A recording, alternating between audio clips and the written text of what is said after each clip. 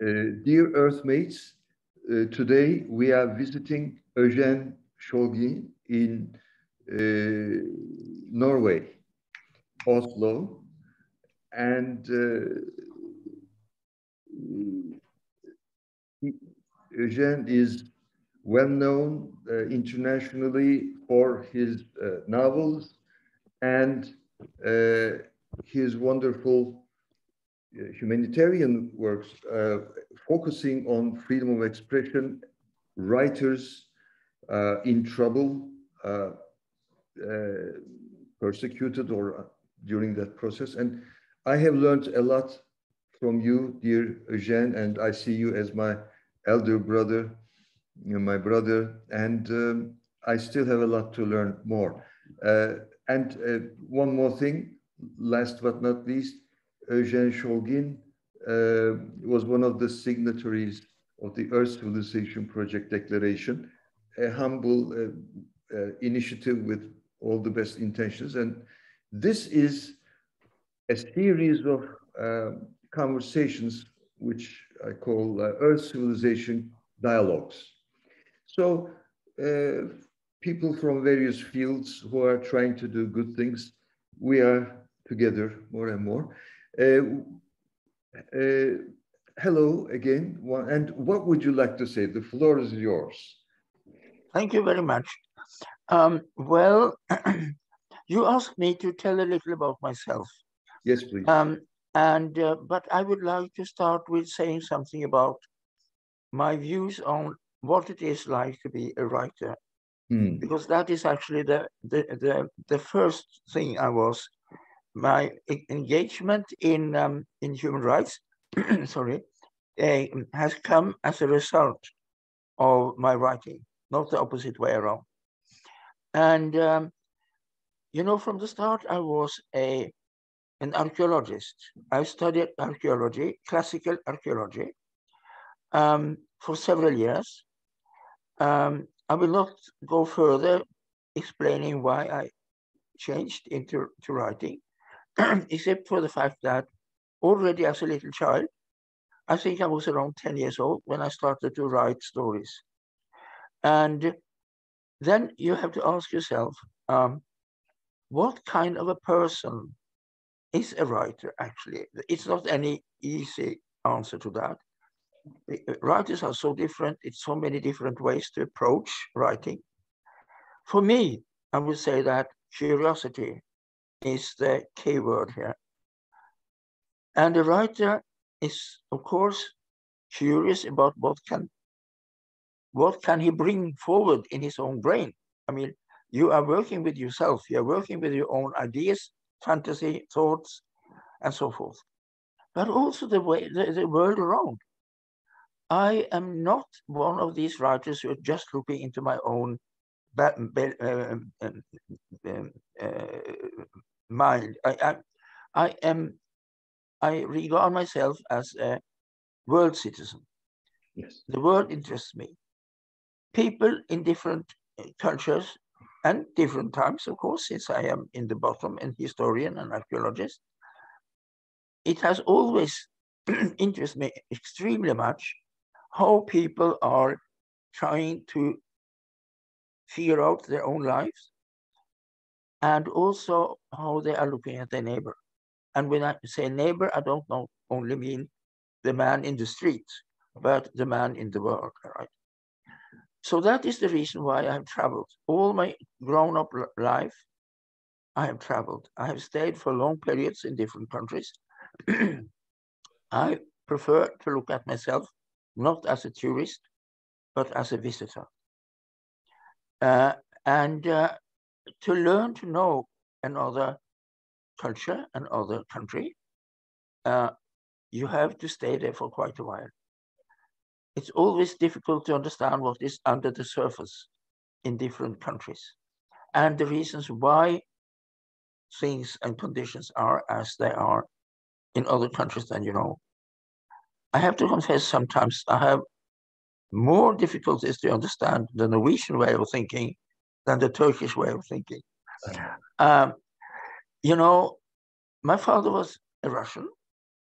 He was a painter. So my roots are both Norwegian and Russian.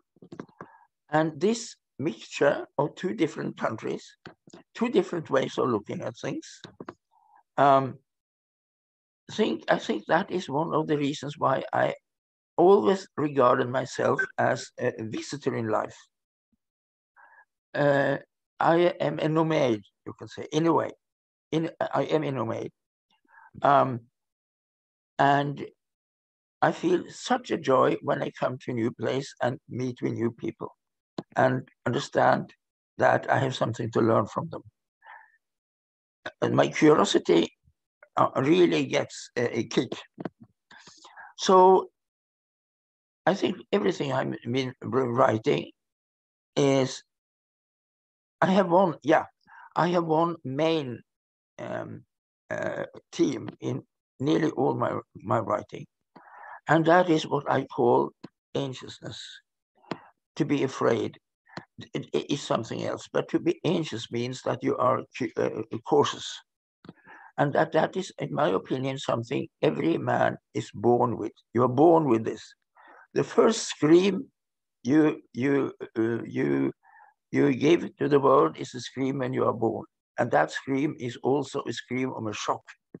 You are thrown into something completely different, completely, I mean, it gives you this, in my opinion, that gives you this anxiousness, which you as a grown-up, especially, has to deal with.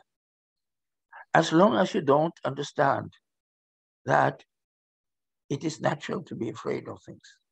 It's also natural to resist the temptation to explore new things. That limits yourself. So anxiousness limits always yourself. So to overcome that, you can only do that in one way, in my opinion, and that is to realize that you have it. If you don't realize that, you are perhaps brave, but that's a braveness which is in the same family as stupidness. Because you don't realize something is dangerous, then it's not any problem. I can use an example here. I became a friend of the Russian opposition leader and opposition idealist, Anna Politkovskaya, who was shot, as you remember, some 10 years ago. And once I asked her how she managed to go back to Chechnya, where they had promised to kill her. And why do you do this? I said. And she answered, I have to. I know that my life is in danger, but I have a motor in myself. I really simply have to do it. But I am deadly afraid. I'm deadly afraid, but I have overcome my fear. And this, I was so impressed by her. And I understood her completely. So you think that is why I once said that I am not afraid of things anymore. But I'm very often rather furious. I have a very short patience. I have to confess that. When I'm confronted with unjustness, cruelness, lack of empathy, I get both frustrated and angry. So that is, you can say, how I describe myself. I'm sure that other people will describe me less heroic, but you know, that is the way. When you have the chance to tell about yourself, you exaggerate perhaps a little. I mentioned that my writing has been very important to me, and it was until a certain date. I can tell you that it is a specific date which changed my life, and that was in 1965 when I visited Ankara together with a delegation consisting of Norwegian and Swedish writers, and we came there to make our respect to Ismail Besikci, the historian and writer and idealist. And at that time, he had 104 years of imprisonment before him. And when we realized that the terrible unjust which has been put upon him, it was a shock to see this gentle, silent, nice, elderly man. And before we left, one of us asked him how he felt, knowing that he would most likely never get out of prison. And he answered, he smiled, his little smile, and he said, you see, as long as people like yourself come here and make me understand that I'm not forgotten, my life feels worth living. So when I left that prison, I was so angry. I said to myself, these bastards, I have to do whatever I can to fight this system which puts people like him in prison. And that after that, I realized that I couldn't go on as before being just a writer. I still am a writer, first of all, point one, I'm a writer. With all that comes together with that. But my passion for persecuted, threatened, and unjustly imprisoned intellectuals, writers, journalists, editors, and so forth, publishers, everybody who used the word to express themselves, and because of that get punishments. That has been my second self. I don't think I could, until I die, I will go on working for that.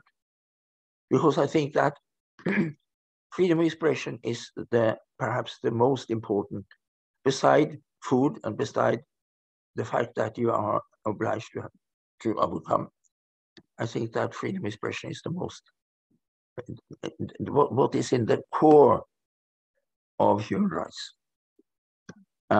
Without freedom of expression, you are on the path into dictatorship, into cruelness, into massacres, into all the horrible things which all the time happens to us. And that is also one of the reasons why I have spent so many years in Istanbul.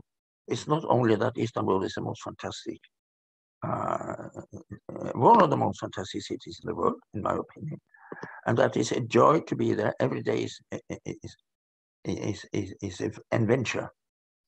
But it is also, unfortunately, the fact that I think that Turkey is suffering severely from the political establishment.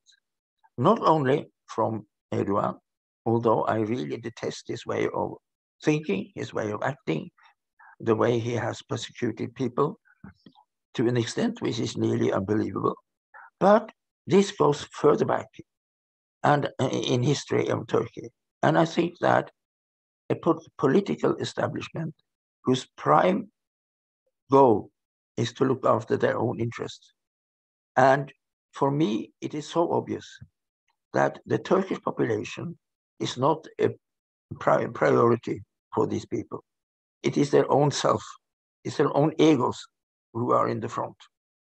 They talk a lot, but in the very end, their very ways of acting reveals the lack of understanding that they are actually the servants of the Turkish population, not their leaders.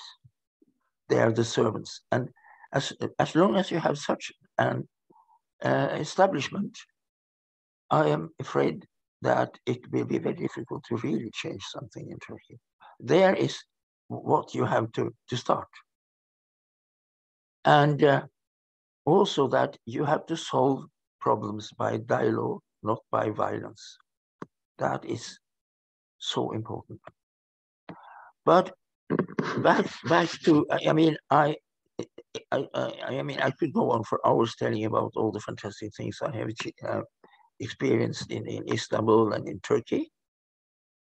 But also, I would like to mention, since Afghanistan today is one of the most tragic countries, I spent a lot of time in Afghanistan. I came there the first time when I was a rather young writer in 1972. I spent several months there, traveled the country. That was before all the wars destroyed this country. I came back. I rode horseback from Herat to Kabul in 1976, together with my brother and a good friend. It took us 2 months. I lived together with the Kuchi caravan, in a Kuchi caravan, with the Hazara people. I learned to respect them, and I learned a lot from them, actually. Their way of surviving in the most harsh and difficult circumstances, and their humor, and their human attitude. I lost so many what we call the predictions together with them. And then I was back again. I was back again during the war with the Soviet Union, but just very shortly. And first of all, I came back in 2003 after the Taliban had been kicked out.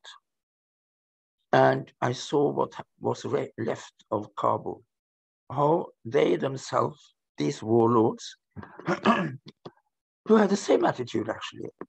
For them, the world was to gain their own power. They had no respect and no empathy for other people. They had totally destroyed their own capital. It was ruins everywhere. And then they had to start all over again. And I met with Afghan writers who have stayed there. They have not left the country. And we decided to start to build up a pen center in Afghanistan. And when I left, they were so enthusiastic. But in the end, I said, what do you want to tell me now when I'm leaving? And what do you want me to do? And I said, you know, we have lost everything. We are starting not on 0, we are starting on -2. So whatever you can come up with, which can help us to get our books back, our writing back, our publishers back, our self-respect back, first of all, is a huge help. And what we would like to say just now is the only thing we accuse you of is that you didn't come to us before. So after that, we have been back again and again. We have seen how Afghan PEN has grown. Today, up to the Taliban took over, they had more than 600 members. They had offices in 5 different cities in Afghanistan. They were supporting girl schools. They had started their own publishing house. They were active in Tulu TV, which is the free TV channel #1 in Afghanistan up to now. And in the whole aspect of human rights and democracy building, they were in the front line. They were really. So I'm so proud of them. And now we have seen the last months how they have had to go into hiding. 2 of them are killed, murdered. 2 have disappeared. 1 is in prison, and we know he has been severely tortured. And the rest are on their way to different European countries. Some have come to Norway, even more have come to Sweden and Germany, and so forth. So we have to help them. And all this is a never-lasting work, actually. I have a feeling that the moment something gets better in one place, you're faced with another catastrophe in another place. And I am, in a way, you will say, I am rather pessimistic about the future. unfortunately. I would love to be optimist. And you have to be an optimist. I mean, that is ultimately the only thing you can be. But as a matter of fact, I think that the world is about to fall apart. I think that more and more countries are ruled by authoritarian, dictator-like persons and open dictators like in Belarus.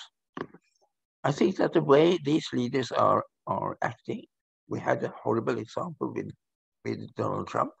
We have a horrible example with Mr. Putin and Mr. Erdogan, and we had others just as bad. And everywhere, countries are internal conflicts, armed conflicts, like Ethiopia, for instance.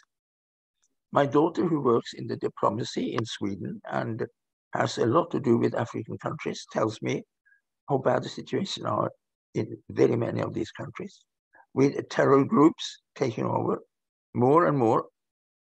And we have Bolsonaro in Brazil. We have, I mean, you just, wherever you look, you feel the same. And even European Union is suffering today from, I mean, you had Brexit. I think that was a betrayal by the English to just leave this. And a horrible mistake they did. We have Poland and Hungary. I mean, politically spoken, I think that it's so much to look after, even for us who are writers. But when all this is said, I want to come back to what I started with, that I am actually, first of all, a writer. My life is fantasy. My life is fabulation. I like to quote Pablo Picasso, who said that the artistic lie is the truth which shows the real world. And that is exactly what I think writing should be. We should show by our fantasy, by our fabulations, we should try to show people how the reality are for the moment. Just today in Oslo, we have opened a huge Edvard Munch museum. It is the opening. It has taken 13 years to build this museum. The building itself, in my opinion, is a horror. It's a horrible building, really. But Edvard Munch is a fantastic painter. Writers has a tendency to want to explain paintings, like if there were illustrations to some text. And that is a whole total misunderstanding. For me, the painting is much closer to music than it is to literature. But what is so special with Edvard Munch, he's not only showing the human soul, he's also showing how this human soul is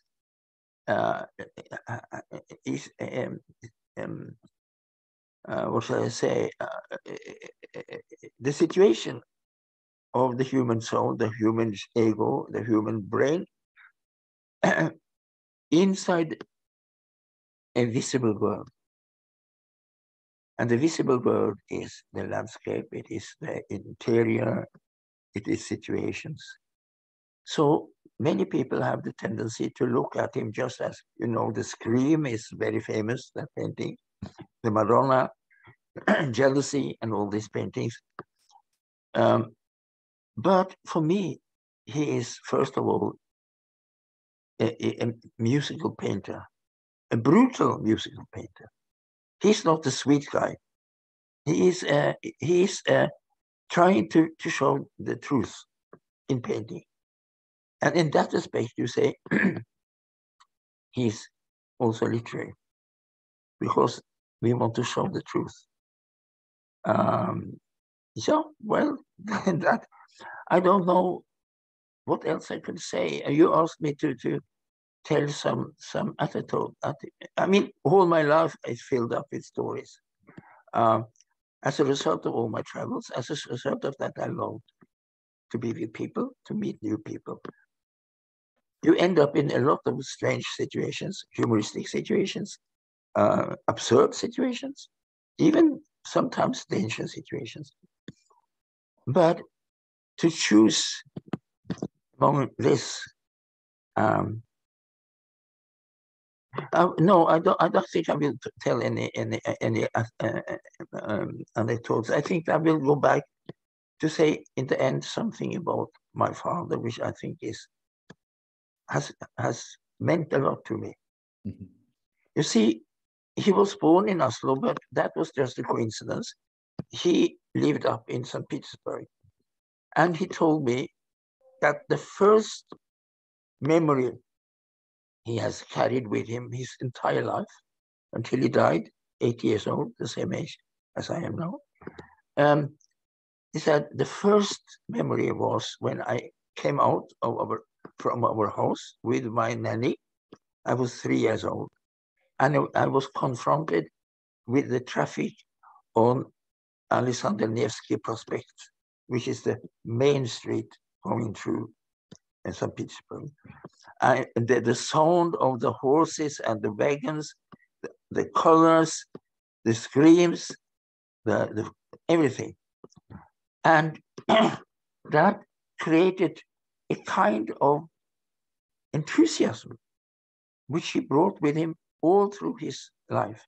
He was painter 100%. It was the painting and it was the drawing who conducted everything he did. And he was, since my grandfather was a scientist, he was a marine biologist, he had also this tendency to, he wants to know how things functions, right? Composition. He was very interested in all the way from the old Egyptian art through medieval Italian art and so forth. And this enthusiasm, I think, which is of course always with a real artist, a real writer, must also have some kind of childishness inside himself or herself. And that, my father always kept that. And one more thing he said to me was, when I had my debut as a writer, my first book, I got the literary prize for that book. And we had a party at home, a dinner party at home, celebrating this. And then my father said, Eugene, remember one thing. It is very, very wonderful that you have written a good book. But in the very end, the most important thing is not that you write good books or wonderful books even, but that somebody does it, that somebody do it, that you are just one of many, and that it is that other people are just as good or even better than you is just a blessing. It means that we are all a part of a much bigger picture. And I think that is something I tried to remember. Not always I manage. Sometimes I'm also very selfish and fall into the trap of overestimating myself. But I try as good as I can not to do so. Wow. Thank you so much. And what advice? Advice is a dangerous word, I know, but still, some people should give advice to youngsters. That's part of a nice traditional duty, let's say, like for thousands of years, some wise people say a few things. Okay. Yeah. So what would you like to say? To young people, I think I would go on in the same tune as I just ended. I would say, never get satisfied with what you have achieved. Try to do it better. Thank you so much. We are together. We are together, Yes. Tariq. Take care. All the best. Bye-bye. Bye-bye. Bye-bye.